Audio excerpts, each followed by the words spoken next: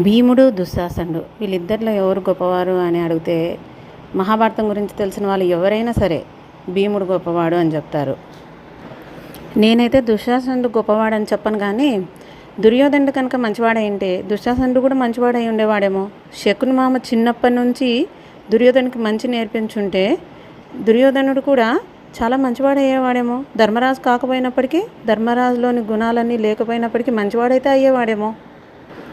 అలాగే మన పిల్లలు మనం మంచే చెప్తున్నాము, మంచే నేర్చుకుంటున్నారు అని అనుకోవడం కూడా చాలా తప్పు. మనతో రోజంతా అయితే ఉండరు కదా, వాళ్ళు స్కూల్లో ఉంటారు. వాళ్ళ చుట్టూ ఉండే వాతావరణం ఎలా ఉంటుందో అదంతా తెలుసుకోవాలండి. ఇంటికి వచ్చిన తర్వాత హోంవర్క్ చేయించామా, ఒక్క తప్పు పోకుండా ఫుల్ మార్క్స్ వచ్చాయా, స్టేటస్లో పెట్టుకున్నామా, ఇలా ఆలోచన చేయకుండా ప్రతి ఒక్క తల్లిదండ్రులు స్కూల్లోని విషయాల గురించి అడుగుతూ దయచేసి పిల్లలతో 5 minutes అయితే గడపండి.